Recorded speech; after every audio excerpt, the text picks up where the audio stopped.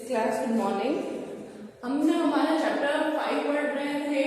हमारा स्टार्टिंग हमने पाइथन से कर लिया है। पाइथन के हमने बारे में पढ़ लिया है कि पाइथन क्या होती है, लैंग्वेज है हमारे, इसमें क्या क्या यूज होता है, किस तरह से लिखा जाता है, किस इंटरप्रेटर में शेल में किस तरह से किस अकॉर्डिंग प्रॉम्प्ट को काम में लिया जाता है। और उसके साथ ही हमारा ये भी पढ़ लिया था हमने उसको एग्जीक्यूशन किस तरह से अलग अलग तरीके से हमारे फाइल पे जाके आपके रन से है आपको डायरेक्टली आप किस तरह से कर सकते हैं। ये सब हमने एग्जीक्यूशन मोड भी देख लिए थे। दो तरीके के एग्जीक्यूशन मोड थे, इंटरेक्टिव मोड था और एक था स्क्रिप्ट मोड। अब बात करते हैं हम कीवर्ड्स की। कीवर्ड्स हमारे लिए बहुत इंपॉर्टेंट है। इंपॉर्टेंट होने के साथ साथ मैं कीवर्ड के बारे में ये बता देती हूँ कि कीवर्ड्स अपने अपने लैंग्वेज के अलग अलग कीवर्ड्स होते हैं और उसी लैंग्वेज के अकॉर्डिंग उस कीवर्ड का मीनिंग होता है। मोस्ट ऑफ ऐसा होता है कि सारी लैंग्वेजेस में कुछ वर्ड्स का मीनिंग सेम होता है, उनका यूज करने का तरीका और उसको लॉजिक्स में इंप्लीमेंट करने का तरीका थोड़ा आपको देखना है।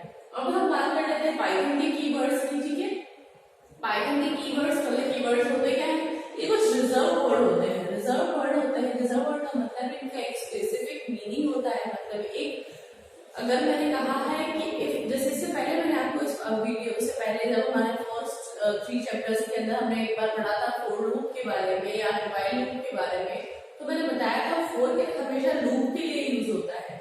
ठीक है, तो हमने जब बात करी थी फॉर की, तो फॉर हमेशा लूपिंग के लिए यूज होता है, व्हाइल हमारे लूपिंग के लिए यूज होता है। ये सब चीजें क्या है, हमारे पास पहले से इंटरप्रेटर को बता रखा है कि इसमें क्या है, हमारा हमेशा लूपिंग ही काम आएगा फॉर के लिए, व्हाइल के लिए। तो ये हमें पहले से पता है। इफ मतलब क्या होता है, अगर, तो उसको ये इंटरप्रेटर को पता है कि अगर ये कंडीशन ऐसा लगा हुआ है, इफ लगा हुआ है तो इफ के साथ एल्स आएगा। इफ का मतलब होता है अगर ऐसा होता है तो इस तरह से इंप्लीमेंट करना है, अगर नहीं तो एल्स वाला स्टेटमेंट इंप्लीमेंट करना है, उसको एग्जीक्यूट करना है। ये सब चीजें क्या है, रिजर्व वर्ड उसको बताते हैं। रिजर्व वर्ड हम एज अ वेरिएबल या फिर हम ये कह सकते हैं आइडेंटिफायर्स की तरह नहीं ले सकते हैं। ठीक है, रिजर्व वर्ड हमेशा कीवर्ड्स के लिए ही यूज होंगे। ये कीवर्ड्स हमारे पाइथन 3.7 के अंदर 33 कीवर्ड्स हैं, क्योंकि हम 3.7 पढ़ रहे हैं। हमारा पाइथन हमारे बुक के अंदर है जो हमारे पास 33 कीवर्ड्स है। ठीक है, कुछ के बारे में आपने पहले पढ़ लिया है। ठीक है, पाइथन हमारे पास जैसे कि हम बोलते हैं केस सेंसिटिव है, मोस्ट ऑफ अपने लैंग्वेजेस है केस सेंसिटिव है। इससे पहले भी हमने ये पढ़ लिया था कि कैपिटल और एफ ए और स्मॉल ए में आपके हमेशा डिफरेंस होता है, क्योंकि हमेशा उनकी जो कोडिंग्स होती है वो अलग अलग होती है। 0 1 की जो कोडिंग होती है वो अलग है। हमारी बात करते हैं पाइथन में हमें केस सेंसिटिव का और कीवर्ड्स में क्या है। कीवर्ड्स में इसमें इसलिए है क्योंकि हमारे सिर्फ ये जो चीजें हैं हमारे पास फॉल्स, ट्रू और नन, सिर्फ ये 3 कीवर्ड्स ऐसे हैं। क्योंकि 33 है तो 3 कीवर्ड्स ऐसे हैं जो हमारे अपर केस है। ठीक है, अपर केस मतलब यहाँ पे एफ और टी एन, ये सब क्या है हमारे पास अपर केस में, मतलब कैपिटल वर्ड्स में। और इसके अलावा बाकी जितने 30 कीवर्ड्स हैं वो हमारे क्या है, लोअर केस में लिखे जाते हैं, उनको हम अपर केस में नहीं लिख सकते। और ये है हमारा ट्रू फॉल्स और नन, इन्हें हम हमारे लोअर केस में नहीं लिखते हैं। हमेशा ये ध्यान रखना है कि आपको केस सेंसिटिव है लिखने के लिए ये केसेस का ध्यान रखना पड़ेगा। ठीक है, हमारे कीवर्ड जो होते हैं हमारे किसी न किसी पर्पस के लिए पता होते हैं, जिसको हमें पहले से डिफाइन रखना होता है। ठीक है, keyword used in our program only for the purpose for which it has been defined. हमेशा कीवर्ड्स को उसी जगह यूज करें जिस जगह के लिए या जिस मीनिंग के लिए उसको डिफाइन करा गया है, हम उसी को इसी तरह से यूज कर सकते हैं। फॉर को हम किसी और स्टेटमेंट के लिए भी यूज कर सकते हैं, क्योंकि फॉर हमेशा क्या है, आपको एक लूपिंग प्रोवाइड कराता है। क्योंकि फॉर के बारे में उसकी जो डेफिनेशन है, फॉर की डेफिनेशन उसके आपके डायरेक्टरीज के अंदर उसको मीनिंग बता रखा था इसके बारे में, लूप के बारे में। अब हम बात करते हैं कि कौन से कीवर्ड्स हैं, 33 कीवर्ड्स, और उनके क्या क्या मीनिंग्स है, इस बारे में हम थोड़ा डिस्कस कर लेते हैं। हम बात करते हैं हमारे पाइथन के कीवर्ड्स हैं। कुछ पाइथन के कीवर्ड्स हमने यहाँ डिवाइड करे हैं, हमारे टोटल 33 है। उसके बारे में आपको बताऊं कि आपके बुक में ये सब अवेलेबल नहीं है, तो कोशिश करिए आप इसके नोट्स में लिख लिए। ठीक है, तो ये 12 है। ठीक है, इसे हम देखते हैं कि पहला जो हमारे पास है कीवर्ड, मैंने जो बताया था कि ये 3 है हमारे पास, ये आपके अपर केस में लिखे हुए होते हैं।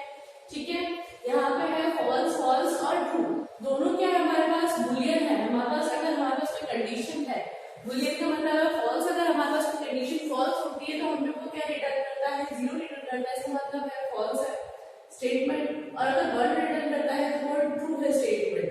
तो आगे ये क्या है, बुलियन वैल्यूज है, ठीक है। तो हमारे पास कोई बुलियन वैल्यूज को रिप्रेजेंट करने के लिए हमारे ट्रू और फॉल्स, कंडीशन हमारी ट्रू है और फॉल्स है। नन में हमारे पास कोई भी वैल्यू हम जब पास नहीं करते हैं। नेक्स्ट हम बात करते हैं नॉट और एंड, ठीक है।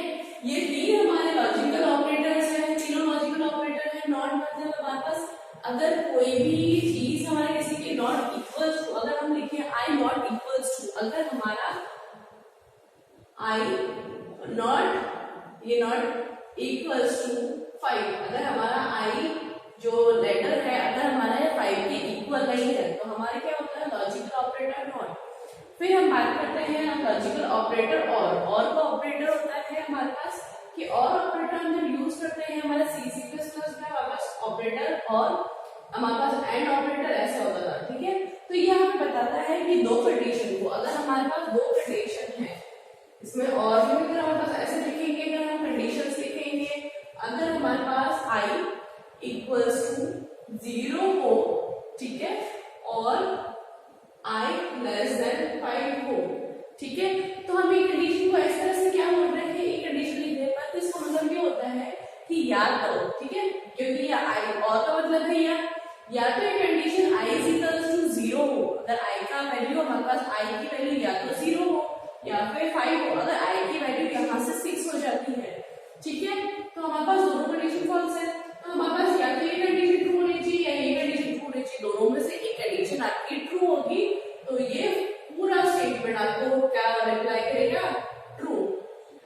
कोई भी एक स्टेटमेंट, दोनों को तो कोई प्रॉब्लम नहीं है, पर अगर दोनों में से एक अगर गलत है, अगर ये गलत है, राइट इक्वल्स टू में 0 लिख रखा है, ठीक है, तो ये कंडीशन ट्रू है पर ये फॉल्स है, तो आपको क्या ट्रू ही रिप्लाई करेगा। अगर दोनों ही फॉल्स है, ठीक है, अगर i इक्वल्स टू 0 भी नहीं है, लेस देन 5 भी नहीं है, i इक्वल्स टू 6 मान लिया, 5 मान लिया, तो यहाँ पे क्या रिटर्न करेगा, फॉल्स, ठीक है, तो फॉल्स रिटर्न करेगा। तो यहाँ पर दोनों में से एक कंडीशन आपकी ट्रू होनी चाहिए, क्योंकि और का मतलब है हमारे पास या, ठीक है।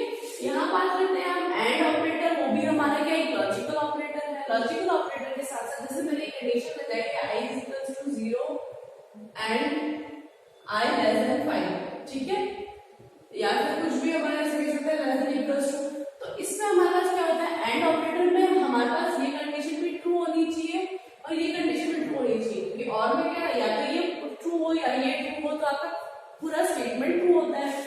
पर एंड जब आता है तो इसका मतलब होता है कि दोनों ही कंडीशन ट्रू होगी तब ट्रू आएगा, और इसमें से अगर एक फॉल्स है और एक ट्रू है तो क्या है हमारे पास ये फॉल्स आएगी, ठीक है। इसमें दोनों कंडीशन ट्रू होगी तो ट्रू आएगी, नहीं तो अगर एक ही वाली फॉल्स, ये वाली आपकी फॉल्स है और ये ट्रू है तो आपका पूरा स्टेटमेंट फॉल्स होगा, और ये फॉल्स है ये ट्रू है तो भी फॉल्स है, दोनों फॉल्स है तो भी फॉल्स है। इसमें सिर्फ एक ही कंडीशन होती है, जब आपकी दोनों ही कंडीशन आपकी ट्रू होगी तभी आपका स्टेटमेंट पूरा आपका ट्रू होगा। तो ये हमारे लॉजिकल ऑपरेटर्स की बात कर ली हमने, ठीक है। नेक्स्ट हम बात करते हैं हमारे क्लास की। क्लास हमारे डिफाइन करता है, क्लास कीवर्ड है हमारे पास। जब हम स्टार्ट करते हैं हमारा प्रोग्राम तो एक क्लास बनाते हैं, तो उसको क्लास को डिफाइन करने के लिए उसके सामने क्या है हमारे पास क्लास कीवर्ड होना चाहिए। जैसे कि मैंने जब कोई क्लास बनाई है तो क्लास बना के मैं इस क्लास का नाम ABC या कुछ भी दे सकती हूँ। तो क्लास बताएंगे हम तो ये इंडिकेट करता है कि मैंने क्लास शुरू करी है और उस क्लास का नाम ABC है, ठीक है।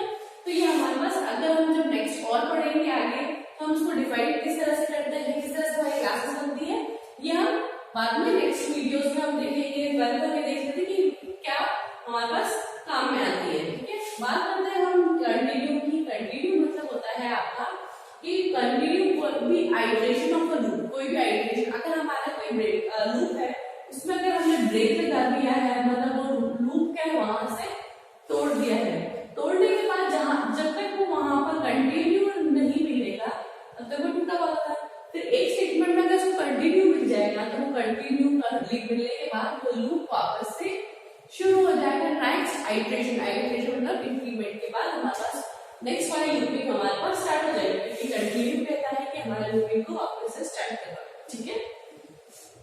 फाइनली होता है यूज विद एक्सेप्शन। ये हमारे साथ यूज होता है। A block of code that will be executed no matter it will there is exception और नॉट। ये एक ऐसा कोड होता है जिसके अंदर हमारे पास वो प्रोग्राम अगर आपका अगर ट्रू है तो भी और नहीं है तो भी आपका एक स्टेटमेंट बाय डिफॉल्ट, मैं कहती हूँ बाय डिफॉल्ट मतलब अगर आप कुछ भी स्टेटमेंट रन करवाते हैं तो हमारे पास एक फाइनली होता है कि आपके यहाँ पे कंडीशन आपने कुछ भी लिखी है, या तो वो ट्रू होगी तो भी ये स्टेटमेंट रन होगा और अगर ये फॉल्स होगी तो भी ये स्टेटमेंट रन होगा।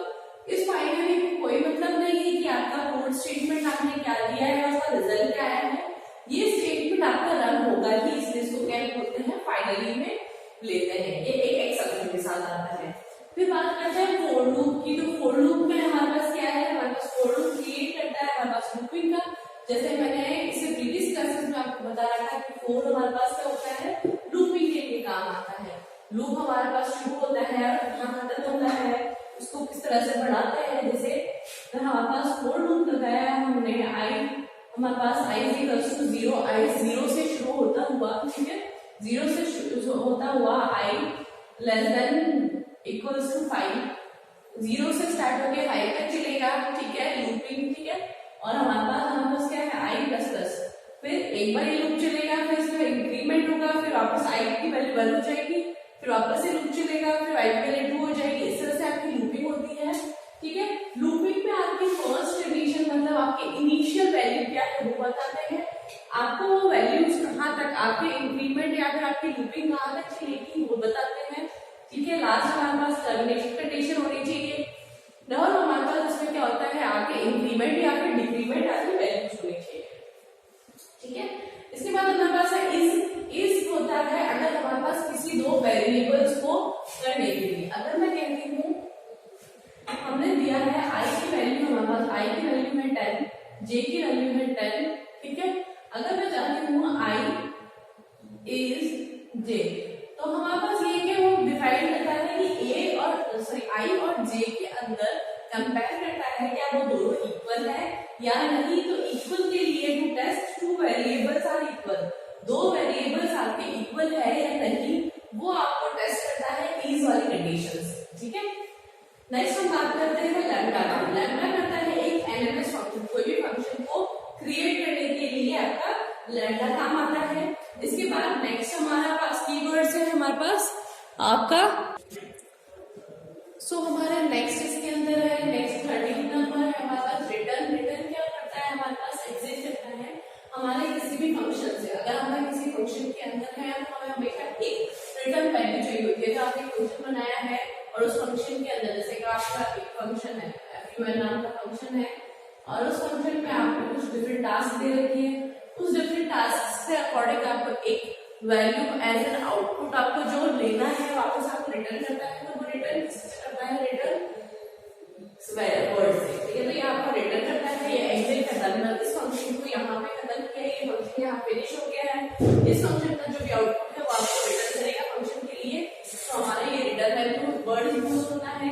नेक्स्ट बात करते हैं ट्राई की। ट्राई की होती है हमारे पास जो भी स्टेटमेंट स्टेटमेंट के अलावा हम जो भी कंडीशन वगैरह ट्राई करते हैं और जो हमारे पास कंडीशंस लगाते हैं उसको ट्राई करने के लिए, ठीक है। विद फंक्शन होता है हमारे पास एक्सेप्शन हैंडलिंग जो होती है, आपके जो भी एक्सेप्शन आता है उसको हैंडल करने के लिए, उसको सिंप्लीफाई करने के लिए विद यूज करते हैं। हियर क्या होता है एंड फंक्शन को जैसे फंक्शन आपके एग्जिट रिटर्न करता है, ये भी आपके फंक्शन को एंड करता है, वो फंक्शन से बाहर आ जाता है, ये फंक्शन का एंड आ जाता है और आपको रिटर्न करता है, एक जनरेटर रिटर्न करता है, ठीक है। पास वैल्यू एक नल स्टेटमेंट है, ठीक है। पास जो होता है हमारे पास ये पास एक स्टेटमेंट होता है, नल स्टेटमेंट है जो स्टेटमेंट कुछ भी नहीं करता है, ठीक है। तो ये पास है। ऐसा हमारे पास यूज होता है फॉर डिबगिंग। अगर हमारे पास कुछ एरर आ जाती है तो उसको डिबग करने के लिए एसर्ट यूज करते हैं। ब्रेक स्टेटमेंट हमारे किसी लूप से बाहर आने के लिए, जब मैंने कंटिन्यू बताया था उसके बारे में मैंने बताया था आपके ब्रेक के बारे में, किसी लूप को हमें बीच में से काटना हो, उसको कंप्लीट होने से पहले तो हम क्या ब्रेक यूज करते हैं, मतलब डिफाइन अ फंक्शन। किसी फंक्शन को डिफाइन करने के लिए हमें किसी फंक्शन को डिफाइन करने के लिए DEF यूज करना पड़ता है। तो यहाँ फंक्शन जैसे DEF फंक्शन का नाम हम लिखेंगे, ठीक है। यहाँ पर डिलीट लिखा है, डिलीट ये DEF मतलब डिलीट, किसी भी ऑब्जेक्ट को, किसी क्लास के ऑब्जेक्ट को अगर हमें डिलीट करना है तो हमें क्या लिखना है DEL, तो ये क्या है ऑब्जेक्ट को डिलीट करता है, ठीक है। नेक्स्ट हमारे पास है एक्सेप्ट। एक्सेप्ट क्या करता है, हमारे पास कोई भी एक्सेप्शन आती है उसको हैंडल करता है। फ्रॉम हमारे पास है किसी भी मॉड्यूल का, मैंने जैसे बताया है आपको कि इसके अंदर प्रीडिफाइंड डायरेक्टरीज होती है, अलग अलग मॉड्यूल्स होते हैं, मतलब पहले से कुछ चीजें इनको बताई गई है इंटरप्रेटर को कि इसका मतलब क्या होता है, इसके बाद आपको क्या करना है, क्या प्रोसीजर है। तो हमें किसी भी चीज को, किसी भी एक स्पेसिफिक मॉडल है, किसी मॉडल का एक छोटा सा पार्ट हमें कहीं से लेकर आना है, तो उसके लिए फ्रॉम यूज करते हैं, मतलब उस मॉडल से उस मॉडल का ये पार्ट यूज करना है तो हम उसके अंदर क्या यूज करते हैं फ्रॉम।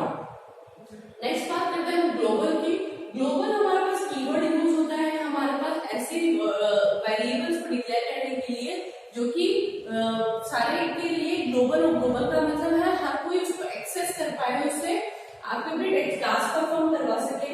लेकिन 25 है हमारे पास इफ है हमारे पास एक कंडीशन स्टेटमेंट, जब मैंने आपको इससे प्रीवियस चैप्टर्स पढ़ाया था तो इफ के बारे में पढ़ाया था कि किस तरह से उसकी कंडीशन लगती है, इफ स्टेटमेंट किस तरह से होता है, कंडीशनल स्टेटमेंट के लिए यूज होता है। इफ के साथ हमारे पास एक एल्स तो होता है, एल्स के साथ साथ ही हमारे पास इसके अंदर पाइथन के अंदर एक और कीवर्ड है जो एल्स इफ के साथ ही as it is same work.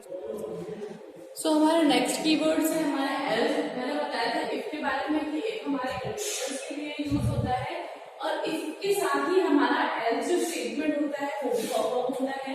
If की कंडीशन के अंदर अगर इफ मतलब अगर ये हो तो ये होना चाहिए, नहीं तो क्या होता है आपको एल्स पार्ट के अंदर आता है। मैंने ये बताया ये कंडीशन स्टेटमेंट के साथ यूज होता है, और इस एल्स की जैसे हमारे पास ELIF है, ठीक है ना। आपको ELIF भी हमारे एल्स इफ की तरह यूज होता है। जैसे प्रीवियस चैप्टर में हमने पढ़ा था, जब हमारे इफ कंडीशन में पढ़ा था, इफ के अंदर एक और इफ यूज किया था, उस टाइम मैंने आपको बताया था कि इफ के अंदर दूसरा इफ यूज होता है तो हम उसको क्या बोलते हैं नेस्टेड लूपिंग, और एक लूप के अंदर दूसरा लूप यूज होता है वो क्या होता है हमारे पास नेस्टेड लूपिंग का एग्जांपल होता है। तो इसके अंदर देखिए हमारे पास लूप लिया हमने रेंज के अंदर -5 से लेके 5 के बीच में। अगर हमने कहा i ग्रेटर देन 0 है, i ग्रेटर है 0 से, तो प्रिंट करेगा यस, ठीक है। अगर i इफ वापस अगर हम यहाँ इफ लगाते हैं तो क्या होगा नेस्टेड इफ, यहाँ पे इस इफ की जगह मैंने elif लगाया है, तो इसका मतलब है ये इफ और ये एल्स दोनों को मिला के एल्स इफ बना है।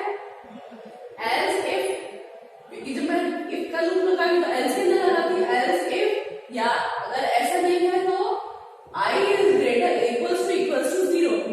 हमारे पास दो इक्वल्स टू बनाए थे कंपैरिजन के लिए, हमेशा दो इक्वल लगाते हैं, एक इक्वल होता है असाइनमेंट के लिए, ठीक है। तो अगर हमारे पास i अगर हमारे पास 0 है तो क्या होगा व्हाटएवर लिखा हुआ आएगा। अगर i ग्रेटर देन 0 है तो हमारे पास यस लिखा हुआ है, और इसके अलावा अगर i 0 से लेस देन है तो क्या लिखा हुआ एल्स पार्ट में है हमारे पास नो, ठीक है। तो हमारे पास फिर नेक्स्ट हमारे पास किसी का कीवर्ड है in, to check in a value to present in a list और टपल। हम हमारे जो भी वैल्यू लिस्ट के अंदर हमारे पास कोई वेरिएबल दे रखा है उसकी वैल्यू हमारे उस लिस्ट में या फिर टपल में प्रेजेंट है कि नहीं है, ठीक है। रेज हमारे पास होती है टू रेज एक्सेप्शन। आपने हमेशा देखा होगा जब हमारे पास कुछ एरर आ जाती है या फिर आपको कुछ एक छोटा सा पॉपअप या फिर बॉक्स नजर आता है, उसके अंदर होती है हमारे पास एक्सेप्शन रेज होती है, वार्निंग्स आती है कभी कभी। तो उस एक्सेप्शन में उस बॉक्स में क्या लिखा हुआ है, तो हमें क्या है यूजर को जो नजर आता है वो हमें किस पे लिखते हैं रेज, ठीक है। अगर आपको कुछ अगर हम गूगल पे भी जाते हैं तो यहाँ पे अगर हमने अपना कर्सर लेकर आए तो वो क्या काम करता है, एक छोटा सा बॉक्स बना हुआ आता है, तो क्या यूजर को शो होगा वो रेज करता है, ठीक है। नॉन ग्लोबल, नॉन ग्लोबल मतलब हमारे पास एक तो ग्लोबल वेरिएबल्स है, ठीक है, to declare a non local variables, ऐसे वेरिएबल्स को डिक्लेयर करने के लिए जो लोकल ना हो, ठीक है। एज का होता है टू क्रिएट एंड अलाइज, जैसे कि हमने क्रिएट अलाइज करते हैं कि जैसे छोटे छोटे वर्ड्स लिखने हो, हमें पूरा वर्ड ना लिख के उसको हम उसको किसी अकॉर्डिंग लिखना चाहते हैं, तो हम ये कह सकते हैं कि हमने अलाइज को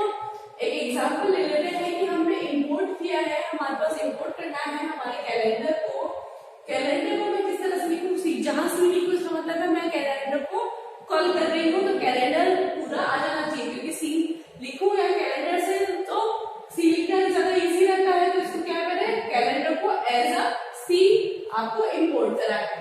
नेक्स्ट हमारे पास वाइल, लास्ट हमारे पास है वाइल लूप है, जो लूपिंग में आता है। लूपिंग में मैंने आपको फोर लूप बताया था, इफ लूप बताया था, वैसे ही आपके क्या है वाइल लूप भी है। वाइल लूप की कंडीशन आती है, तो आपको कंडीशन में आपको लिखना है वाइल,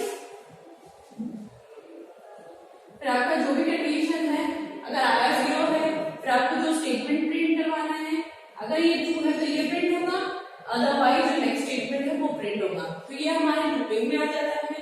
इसी के साथ हमारे पाइथन के कीवर्ड्स आपके फिनिश हो गए हैं। इन सारे कीवर्ड्स की मीनिंग्स मैंने बता दिए हैं कि आपको ये क्या करते हैं।